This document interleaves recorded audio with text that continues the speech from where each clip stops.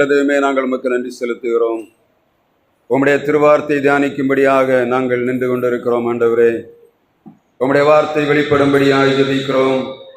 இந்த நேரத்திலும் உம்முடைய கர்த்தாவே சிலுவை தியானிக்கிற நாங்கள் உம்முடைய சிலுவையில் வருகிற ஆசீர்வாதங்களின் நிறைவை பெற்றுக் கொள்ளும்படியாய் கிருபை தருவீராக. உம்முடைய பிள்ளைகளாகி நாங்கள் கேட்கிறதன்படி எங்கள் வாழ்வை சீர் செய்யும்படியாக கிருபை தருவீராக. எங்களுக்குள்ளே விரும்புகிற மாற்றங்கள் எங்கள் வாழ்விலே நடைபெறும்படியாக இரக்கம் பாராட்டுவீராக. உம்முடைய தயவுள்ள கரங்களிலே எங்களை தாழ்த்தி ஒப்புக் கொடுக்கிறோம். உம்முடைய பிரசன்னம் வெளிப்படுவதாக. வசனத்தை பொறுக்கி போட இந்த சத்துருக்கு இடம் கூடாதபடி உம்முடைய ஆளுகைக்குள்ளாய் எங்களை கொண்டு வருகிறோம். திருமைந்த இயேசு கிறிஸ்துவ நாமத்தில் ஜெபிக்கிறோம் எங்கள் ஜீவனுள்ள நல்ல பிதாவே, ஆமென். நம்முடைய பிதாவாகிய தேவனாலும் குமாரனாய் இயேசு கிறிஸ்துவினாலும் பரிசுத்த ஆவியினாலும் உங்களுக்கு கிருபையும் சமாதானமும் இந்த தவக்கால ஞாயிறு காலை நேரத்தில் உண்டாவதாக. திருச்சபையானது சிலுவையை தியானிக்க வேண்டும். எதற்காக திருச்சபை என்ன நோக்கத்துக்காக உருவாக்கப்பட்டதோ, ஆண்டவர் தம்முடைய சுயரத்தத்தினாலே திருச்சபையை உருவாக்கின நோக்கத்தை வெளிப்படுத்துவதை நாம் சிலுவையின் மூலமாகத்தான் கண்டுகொள்ள முடியும். அதனால் தான் இந்த 2 நாட்களிலே மிகவும் குறிப்பாக சிலுவையை பற்றிய தியானத்தையே நாம் கொண்டு வருகிறோம். கடந்த வாரத்திலே சிலுவையில் கிராஸ் என்று சொல்லக்கூடிய முதலெழுத்தாக கிரிட்டிசிசம் என்று சொல்லக்கூடிய வார்த்தையை நாம் தியானித்தோம். இந்த நாளிலும் சிலுவையில் காணப்பட்ட 2வது கிராஸில் காணப்படுகிற 2வது எழுத்தாகிய அதில் சொல்லப்பட்ட ரெஸ்பான்சிபிலிட்டி, அதை பற்றி நான் இன்றைக்கு தியானிக்கும்படியாக நான் விரும்புகிறேன். நான் இந்த இடைநாட்டு கூட்டத்திலே இந்த செய்தியின் ஒரு பகுதியை கொடுத்திருக்கிறேன். ரெஸ்பான்சிபிலிட்டி.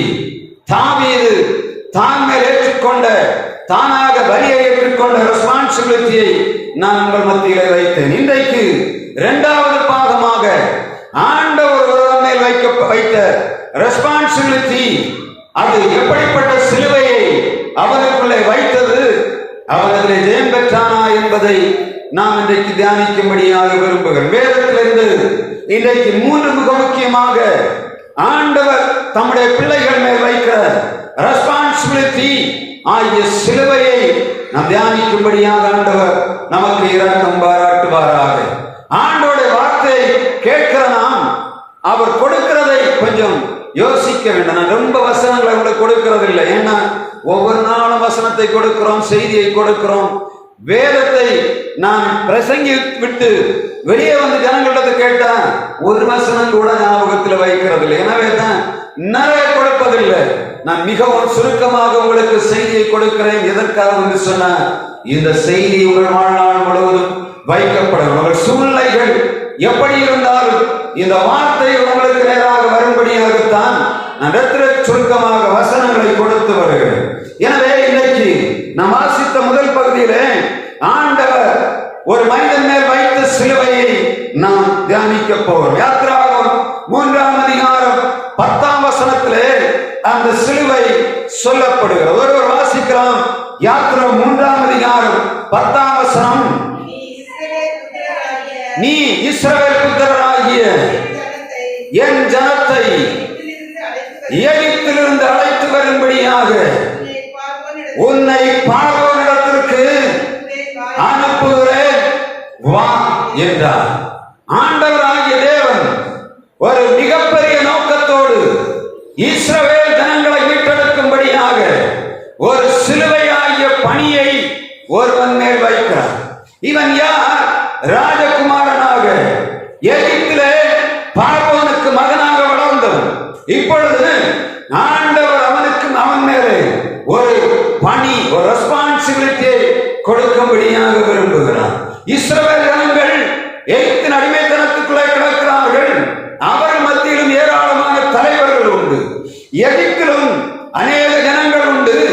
அவர்களிலும் யாரையாவது ஒருவரை ஆண்டவர் தெரிந்தெடுத்திருக்கலாம். ஆனால் ஆண்டவர் மேல் வைத்த சிலுவை, மோசே மேல் வைக்கப்பட்ட ரெஸ்பான்சிபிலிட்டி எப்படி தெரியுமா? எல்லா விதமான எதிரடையான சூழ்நிலை, பார்வோன் இஸ்ரவேல் ஜனங்கள் பெருகக்கூடாது என்று சொல்லி ஜனங்கள் எல்லாரையும் நதியிலே பிறக்கிற குழந்தைகளை நதியிலே போடும்படியாக சொல்லுகிறான். ஆனால் ஆண்டவர் ஒரு மனிதனை இஸ்ரவேல் தேசத்திலிருந்து வேர்பிரித்து அவனை எந்த இடத்திலே எதிர்ப்பு இருக்கிறதோ அதே இடத்திலே அவனை உருவாக்குகிறதை வேதம் சொல்லுகிறது. God's plan, God's responsibility was revealed through his child. அவருடைய ஆரம்ப காலத்திலிருந்து அவருடைய பிறப்பிலிருந்து ஆண்டவருடைய ஒரு உத்தரவாதம் அவன் மேல் வைக்கப்படும்படியாக ஆண்டவர் சித்தமுள்ளவராயிருந்தார். எவ்வளவு ஜனங்கள் இருந்தாலும் மோசே ஆண்டவர் வேறு வைக்கும் போது இஸ்ரவேல் என்று சொல்லக்கூடிய சுயதேசத்திலிருந்து எதிரியாக இருக்கிற பார்வோனுடைய அடிமைத்தனத்துக்கு நேராக கொண்டு போய் அவனை உருவாக்குகிறார். எகிப்தின் சகல கலைகளையும் அவன் கற்றுக்கொள்ளும்படியாக ஆண்டவர் அவனுக்கு வாய்ப்பை கொடுத்தார். இதற்காக there is a greatest responsibility. அவனுடைய தலையின் மேல் வைக்கப்பட வேண்டிய ஒரு மிக உன்னதமான பணி, உத்தரவாதம் அவன் மேல் வைக்கப்பட்டது. என்ன உத்தரவாதம்? 400 வருடங்கள் அடிமைத்தனத்துக்குள்ளே கிடக்கிற ஜனங்களை மீட்டெடுக்கும்படியான ஒரு மிகப்பெரிய உத்தரவாதம். இந்த வார்த்தை வந்தவுடனே மோசே சொல்லுகிறான், என்னை ஏன் அழைக்கிறீர்? ஏன் என்னை தெரிந்து கொள்ளுகிறீர்? நான் அல்ல, உமக்கு பிரியமான யாரையாவது அனுப்பும். அவன் முதல்ல சொல்லக்கூடிய என்ன? நான் அதற்கு தகுதி இல்லை ஆண்டவரே, நீர் யாரையாவது அனுப்பும். ஆண்டவர் சொல்றார், இல்ல, உன்னைத்தான் அனுப்ப போகிறேன். உனக்குத்தான் ஏற்றின எல்லா காரியங்களும் தெரியும், உனக்குத்தான் இஸ்ரவேலுடைய எல்லாவற்றையும் தெரியும். இந்த இஸ்ரவேல் ஜனங்களை நடத்த வேண்டும் என்று சொன்னார், நீ ராஜ அரண்மனையில் இருந்து அதிகாரத்தோடு ஒன்றும் செய்ய முடியாது. எனவே வனாந்தரத்துக்குள்ளே கொண்டு வந்து 40 ஆண்டுகள் ஆண்டவர் பயிற்சி கொடுத்து விட்டு அவனை வனாந்தரத்திலே அழைக்கிறார். எங்கே? முட்செடியின் மத்தியில் இருந்து ஆண்டவர் அவனோடு பேசுகிறார். ஆண்டவர் மோசேயின் மேல் ஒரு ரெஸ்பான்சிபிலிட்டி, ஒரு உத்தரவாதத்தை கொடுக்கும்படியாக அவனோடு பேசுகிறார். மோசேக்கு தெரியும். அவன் முதலாவது சொல்லுகிறான், நான் தகுதி இல்லை. காரணம் என்னன்னா, இந்த இஸ்ரவேல் ஜனங்கள் யார் தெரியுமா? நான் நன்மை செய்த அவர்கள் என்னை கொலை செய்யும்படியான வாய்ப்பை உருவாக்கி கொடுத்தவர்கள். ஒரு எகிப்தியனும் இஸ்ரவேலனும் யூதன் சண்டை போட்டுக் கொண்டிருக்கும் போது நான் எகிப்தியனை கொண்டு போட்டேன், இஸ்ரவேலனை மீட்டேன். ஆனால் 2 இஸ்ரவேலர்கள் சண்டை பண்ணிக் கொண்டிருக்கும் போது அவர்களுக்கு போய் கேட்டேன், சகோதரனுக்கு விரோதமாக ஏன் தீமை செய்கிறாய் என்று கேட்டேன். நடந்தது என்ன? சகோதரர்கள் மாறி மாறி என்னை கொலைப்படி சுமத்தி என்னை சாகடிக்கும்படியாக தூண்டுகிறார்கள். எவ்வளவு நன்மை செய்தனோ அவ்வளவு தீமை செய்கிற ஜனங்களிடத்திலா என்னை அனுப்ப போகிறீர் என்று கேட்கிறான். 2வதாக அவன் சொல்லுகிறான், ஆண்டவரே, நான் திக்குவாயும் மந்தனாகவும் உள்ளவன், என்ன அனுப்பான்? வேற யாரையாவது அனுப்பும். ராஜ அரண்மனையிலே நன்றாக வாழ்ந்து கொண்டிருந்தவர். ஆனால் ஆடுகளுக்கு பின்னாக போனபடியினாலே வாழ்க்கை மாறி போனது, பேச்சே மாறி போச்சு. திக்குவாய் மந்தனாவும் உள்ளவனாக மோசே மாறி போனான். இப்பொழுது ஆண்டவருக்கு தெரியும், எங்க இந்த எகிப்தின் அடிமைத்தனத்துக்குள்ளே கிடக்கிற ஜனங்களை பார்வோனிடத்திலே பேச போக வேண்டும் என்று சொன்னான். இவன் நல்ல பேச்சு வல்லமை உள்ளவனாக இருந்தால் அதை விட்டு விட முடியாது. எனவே என்ன செய்கிறான்? அவனுடைய சகோதரனாகிய ஆரோனையும் அவனுக்கு ஆதரவாக உருவாக்கி கொண்டு வருகிறார். வசனம் சொல்கிறது, மோசே புறப்பட்டு போகும்போது ஆரோன் எதிர்த்து வருகிறான். ஆரோன் வரும்போது இந்த மோசையும் ஆரோனும் சந்திக்கிறார்கள். அவருடைய இருதயம் மகிழுகிறது. ரெஸ்பான்சிபிலிட்டி மோசையின் மேல் வைக்கப்பட்டது. அவனுக்கு தெரியும், இது சுமக்க முடியாத பாரம், எனவே இந்த சிலுவையை நான் சுமக்க முடியாது என்று சொல்லி அவன் ஆண்டவரை விட்டு வேறுபட்டு போகும்போது ஆண்டவர் சொல்லுகிறார், நீதான் வேண்டும், நீதான் வேண்டும். ரெஸ்பான்சிபிலிட்டி வேற யாரிடத்திலும் வருவதில்லை. உங்களை ஆண்டவர் உருவாக்குகிறார் என்று சொன்ன உங்களை கொண்டுதான் அவர் தம்முடைய பணியை நிறைவேற்ற சித்தமுள்ளவராயிருக்கிறார். ஒருவேளை நீங்க சொல்லலாம், நான் பலவீனன், நான் சுகவீனன், எனக்கு படிப்பில்லை, எனக்கு அறிவில்லை. ஆனால் எல்லாவற்றையும் ஆண்டவர் பார்த்து கொண்டிருக்கிறார். ஆனால் உத்தரவாதத்தை ஏன் கொடுக்கிறார்? அவருக்கு தெரியும், அவருக்கு சூட்டபிளான ஆளு நீதான் என்பது தெரியும். எனவேதான் ஆண்டவர் உத்தரவாதங்களை கொடுக்கிறார். ரொம்ப கஷ்டம். உத்தரவாதத்தை சுமக்கிறதுன்னா சாதாரண காரியமா? மோசே சூழ்நிலைதான் நன்மை செய்தாலும் எதிர்பார்க்க இருப்பார்கள். தீமை செய்தால் 10 பேரை சேர்த்துக் கொண்டு வருவார்கள். உத்தரவாதத்தை நிறைவேற்றுவது என்பது சாதாரண காரியம் இல்லை. நீங்க மோசேயுடைய வாழ்வு முழுவதையும் பார்த்தீங்கன்னா தெரியும். 40 வருஷங்கள் வனாந்தரத்திலே இந்த ஜனங்களை நடத்தி கொண்டு வந்தான். எத்தனை நேரம் கல்லறியைக்கு ஆரம்பித்தார்கள். ஆண்டவர் அனுப்பிவிட்ட மனிதன் தான். ஆனால் இஸ்ரவேல் ஜனங்களே அவனுடைய கையின் மூலமாக ஆண்டவர் அதிசயங்களை செய்து மீட்டுக் கொண்டு வந்த ஜனங்களே அவனை கல்லறையும்படியாக எத்தனையோ தரம் எழுப்பினார்கள். ஆண்டவருக்கு விரோதமாக கிரியை செய்தார்கள். திரும்ப போகலாம் என்று சொன்னார்கள். பின்மாற்றத்தை விரும்பினார்கள். ஆனால் ஆண்டவர் அவன் மேல் வைத்த சிலுவையை சரியாக சுமக்கும்படியாக ஆண்டவர் அவனுக்கு கிருபை கொடுத்தார். வாழ்விலே நாம் சிலுவை தியானிக்கிற நமக்கும் உத்தரவாதங்கள் கொடுக்கப்பட்டிருக்கிற. என்ன உத்தரவாதம்? நமக்கு சுமக்க முடியாத உத்தரவாதங்கள் இந்த காலகட்டங்களிலே கிடக்கிறது. நம்முடைய குடும்பத்தை நாம் மேய்க்க வேண்டும் என்று சொல்லி, அவளை நன்றாக நடத்த வேண்டும் என்று சொல்லி நம்மேல் வைக்கப்படுகிற உத்தரவாதங்கள் மிகவும் மிகவும் கஷ்டப்படுத்து. அநேக நேரங்களில் வேலைக்கு போகிறோம், இந்த குடும்பத்திற்காக வேலை செய்கிறோம். இந்த வேலை படுவதனாலே நான் ஏன் வாழ்ந்து கொண்டிருக்கிறேன் என்று சொல்லக்கூடிய வார்த்தைகளை அநேக இடத்திலிருந்து கேட்கிறேன். உத்தரவாதங்கள் கொடுக்கப்படும் போது அவைகளை நிறைவேற்றும்படியாக ஆண்டவர் பலன் தருகிறவராக இருக்கிறார். எப்பொழுது பலன் தருவார்? அவரே நம்மை நடத்தும் போது, அவருடைய கையிலே நம்மை ஒப்புக் கொடுக்கும் போது அந்த உத்தரவாதம் நம்முடைய வாழ்விலே சிலுவையாக அல்ல, ஜெயமாக மாறும். உத்தரவாதங்களின் பின்பக்கத்திலே கண்டிப்பாக ஆண்டவர் உங்கள் மேல ஒரு உத்தரவாதத்தை வைத்திருப்பார் என்று சொன்னார். அந்த உத்தரவாதம் கண்டிப்பாக உங்களை தோல்விக்கு நேராக நடத்தாது. அவரே உங்களுக்கு ஜெயம் தருகிறவராக இருப்பார். உங்களுக்கு ஒரு பதவியை தந்திருக்கலாம், உங்களுக்கு ஒரு பட்டத்தை தந்திருக்கலாம், உங்களுக்கு ஒரு வேலை வாய்ப்பிலே உயர்வை தந்திருக்கலாம். எது ஆண்டவர் செய்தாலும் அது ஆண்டவர் வைக்கிறதாக இருந்தால் அவர் கண்டிப்பாக உங்களை ஜெயத்தின் பாதையிலே நடத்துவார். இரண்டாவதாக எபிரேயர் 13ஆம் அதிகாரம் 17ஆம் வசனத்திலே ஒரு உத்தரவாதம் சொல்லப்படுகிறது. திருச்சபையிலே ஆண்டவர் கொடுக்கிற உத்தரவாதம் அங்கே சொல்லப்படுகிறது. எபிரேயர் 13ஆம் அதிகாரம் 17ஆம் வசனத்தை ஒரு வாசிக்கலாம். உங்களை நடத்துகிறவர்கள் உங்கள் ஆத்துமாக்களுக்கு உத்தரவாதம் பண்ணுகிறபடியினால் விழித்திருக்கிறவனால் அவர்கள் துக்கத்தோடு அல்ல சந்தோஷத்தோடு அதை செய்யும்படி அவர்களுக்கு கீழ்ப்படிந்து அடங்குங்கள். கர்த்தருடைய வார்த்தை சொல்லுகிறது, உங்களை நடத்துகிறவர்கள் உங்கள் ஆத்துமாக்கு உத்தரவாதிகள். மிக கவனமாக நாம் கை கொள்ள வேண்டிய, நாம் நினைவு கூற வேண்டிய விஷயம், உங்களை நடத்துகிறவர்கள் உங்கள் ஆத்மாவுக்கு காவலாளிகள். அநேக நேரங்களில் ஊழியர்கள் சொல்லுகிறதை கேட்கிறேன். எப்பொழுது பார்த்தாலும் ஜனங்கள் எதிரடையாக நிற்கிறார்கள். காரணம் என்ன? அவர்களுக்கு தெரிவதில்லை. ஆண்டவர் ஒரு மேய்ப்பனையோ ஒரு திருச்சபையிலே ஒரு கமிட்டியையோ ஒரு அதிகாரத்தை ஆண்டவர் வைக்கும் போது அந்த உத்தரவாதம் எதற்குள்ளது? இந்த ஜனங்களுடைய ஆத்மாவை பாதுகாக்க வேண்டிய உத்தரவாதம் உள்ளது. அந்த 13ஆம் அதிகாரத்தில் தொடர்ந்து அவர் சொல்லுகிறார், சகோதர சிநேகத்திலே நிலைத்திருங்கள். அநேக காரியங்களை அவர் சொல்லுகிறார். தேவ வசனத்தை போதித்து உங்கள் நடத்தினவருடைய நல்லடக்கைகளை நீங்கள் பின்பற்றுங்கள் என்று சொல்லிவிட்டு தான் சொல்லுகிறார். ஆத்மாவுக்காக உத்தரவாதம் பண்ணுகிறவர்கள் எந்த இடத்துல இருந்தாலும், திருச்சபையில் ஊழியனாக இருக்கிறவன் ஆசாரியர் லேவியர்கள் எப்பொழுதும் தங்கள் பிள்ளைகள் மேல் கரிசனை உள்ளவர்களாக இருப்பார்கள். எந்த இடத்துல இருந்தாலும் சரி, நான் கண்களை மூடும் போது நான் நினைப்பேன், நான் படுக்க போகும் முன்பாக திருச்சபையின் ஒவ்வொரு அங்கத்தினருக்கும் ஜெபிக்காம நான் தூங்க முடியாது. காரணம் என்ன தெரியுமா?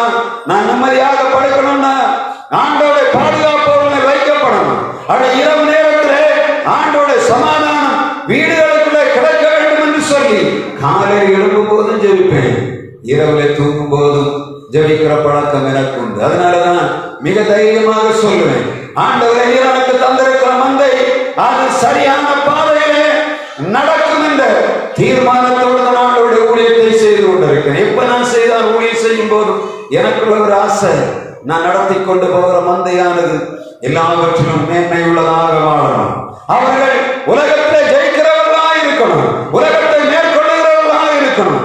உலகத்தில் மற்ற மனிதர்களை போல எங்களுடைய பிள்ளைகள் எனக்கு தந்திருக்கிறவர்கள் மாறி போகக்கூடாது என்பது என்னுடைய மிகப்பெரிய ஆசை. அதனாலதான் நான் செய்கிறதெல்லாம் ஆண்டோடு சொன்ன, ஆண்டவரே இது உம்முடைய மந்தை, நீர் தந்திருக்கிற மந்தை தந்திருக்கிற நாள் வரையில் மிகவும் சிறப்பாக நடத்த வேண்டும் என்று சொல்லி ஆவலோடு ஒவ்வொரு நாளும் ஆண்டோடைய சமூகத்திலே காத்து கிடக்கிற வழக்கம் உண்டு.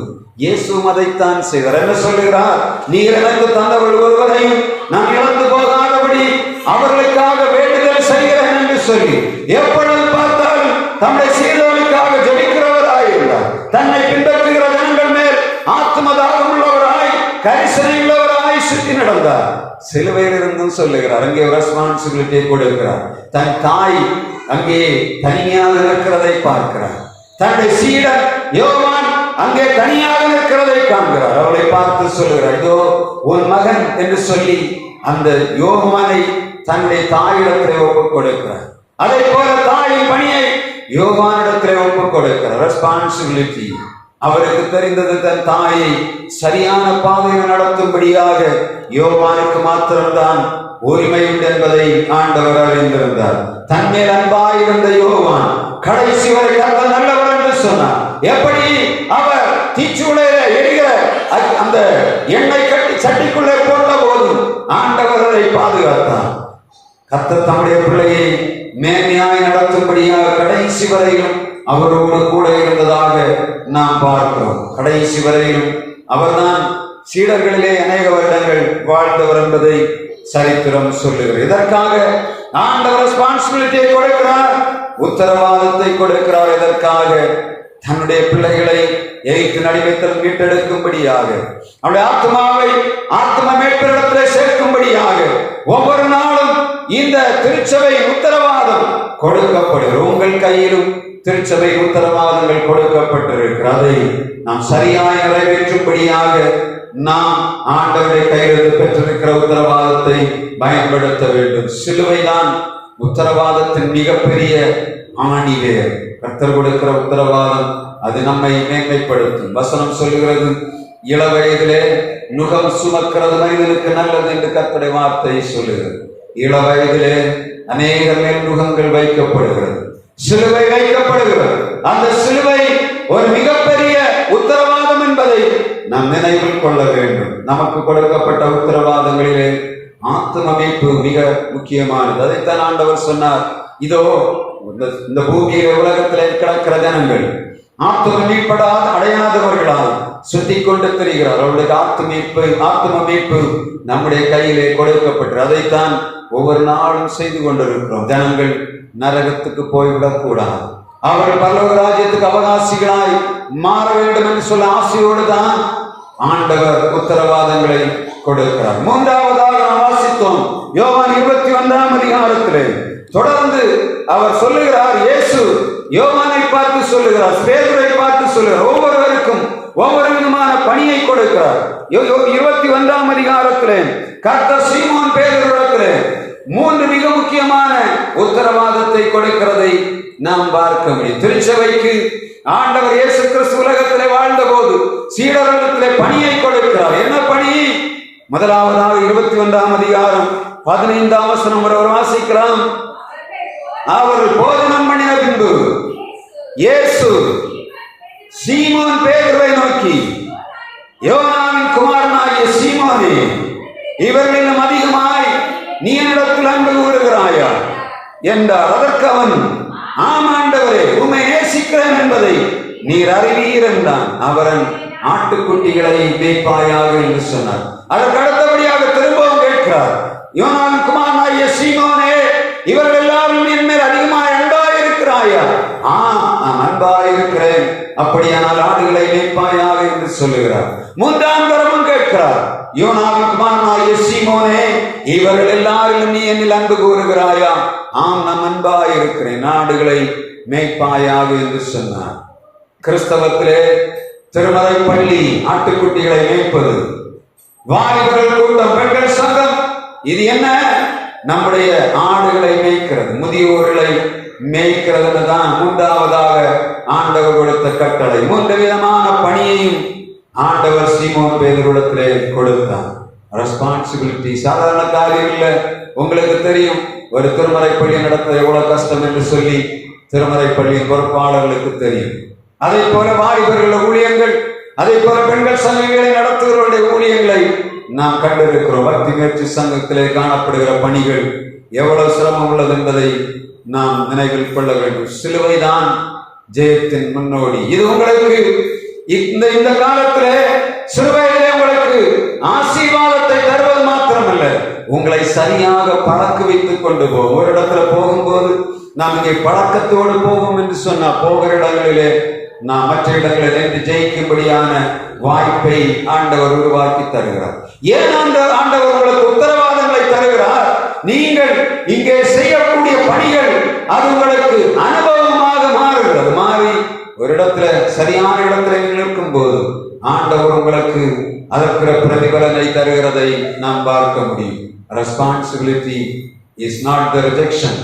ரெஸ்பான்சிபிலிட்டி என்று சொல்வது அது வேதனை நிறைந்ததாக இருந்தால் முடிவு அது ஜெயமானதாக காணப்படும். சிலுவையை தியானிக்கிறதான், சிலுவை காட்சியை தியானிக்கிறதான் ஆண்டவர் தந்திருக்கிற ரெஸ்பான்சிபிலிட்டி ஆகிய சிலுவையை நாம் சுமக்கும்படியாக தீர்மானம் பண்ணுவோம் என்று சொன்னார். ஆண்டவர் எகிப்தின் அடிமைத்தனத்தை விடுதலையாக்கின மோசையை கொண்டு விடுதலையாக்கினது போல ஜனங்களை நம்மை கொண்டு விடுதலையாக்குவார். ஆண்டவர் ஆத்துமாக்களுக்காக உத்தரவாதம் பண்ணுகிற ரெஸ்பான்சிபிலிட்டி நம்முடைய கையிலே தந்திருக்கிறதை நாம் சரியாய் செய்வோம் என்று சொன்ன நம்முடைய வாழ்விலே திரளான ஆத்துமாக்களை நம்முடைய திருச்சபைக்கு ஆண்டவர் தருவதற்கு வல்லமை உள்ளவராய் இருக்கிறார். நம்முடைய ஆண்டவர் நமக்கு தந்திருக்கிற ஊழியத்தின் உத்தரவாதங்களிலே நாம் சிறப்பாய் செய்வோம் என்று சொன்ன இந்த உத்தரவாதங்கள் உங்களை திருச்சபையிலே பயன்படுத்தும். நீங்கள் வெளியிடங்களில் போகும்போது அவை உங்களை மேன்மை உள்ளவர்களாக நடத்தும் என்பதிலே எந்த விதமான சந்தேகமும் இல்லை. அனுபவம் இல்லாமல் வெளியில் போய் நாம் ஒன்றும் செய்ய முடியாது.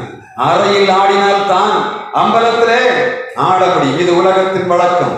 எதற்காக ஆண்டவர் ரெஸ்பான்சிபிலிட்டியை கொடுக்கிறார்? அறையிலே ஆட வேண்டும். அம்பலத்திலே ஆடுவதற்கு ஆண்டவர் உங்களை ஆயத்தப்படுத்துகிற இடம் என்பதை மறந்து போகும். நாங்கள் செவ்வாய்க்கிழமை வேலைக்கிழமை பிள்ளைகளை கூட்டிட்டு வாங்கன்னு சொல்லுறேன். யாருக்கு அந்த நான் சொல்லக்கூடிய காரியம் உங்களுக்கு புரியுதானு தெரியல.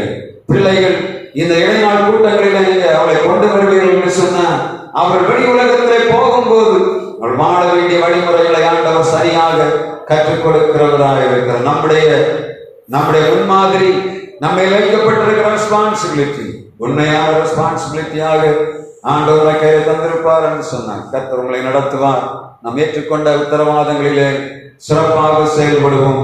அவர் தொடர்ந்து உங்களுக்கு இரக்கம் பாராட்டுவாராக. நாம் எடுத்து நின்று ஒரு பாடலை பாடும்போது ஆண்டவருக்கு என்று காணிக்கை செலுத்தலாம். அதற்கு முன்பாக நம்முடைய அப்போஸ்தல விசுவாச பிரமாணத்தை நாம் அறிக்கையிடலாம்.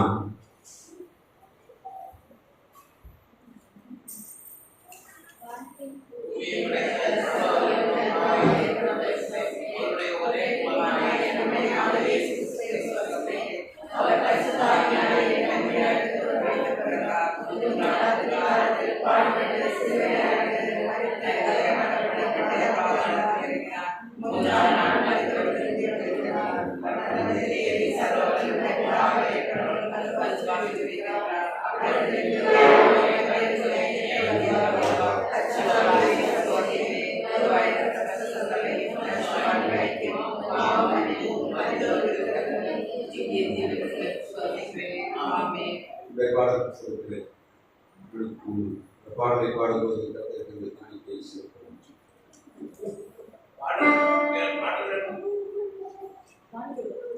காணிக்கை பாடு அவரே பாடு.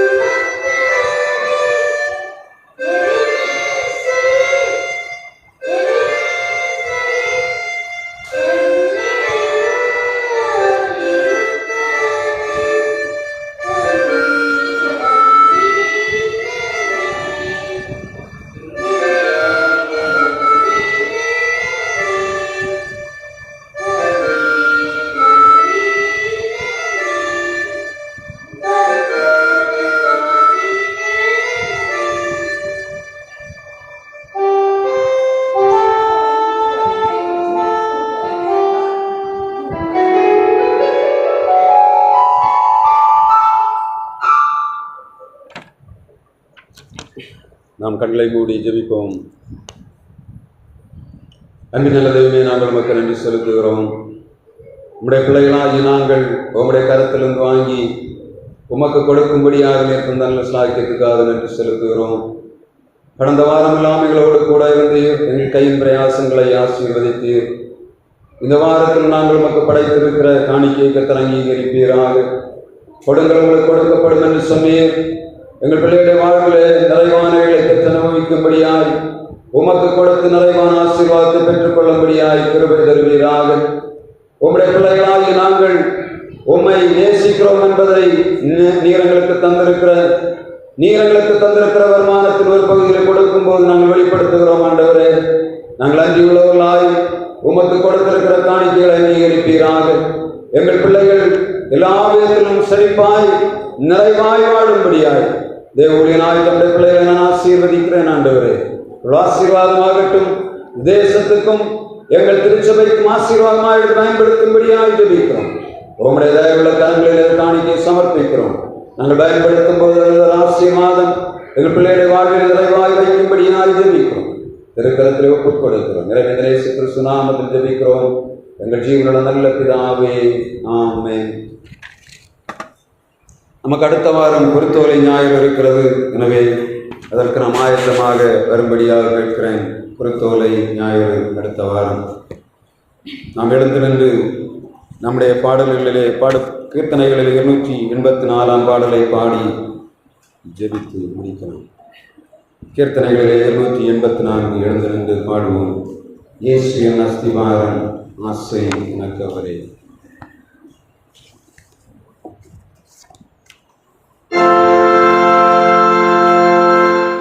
Yes,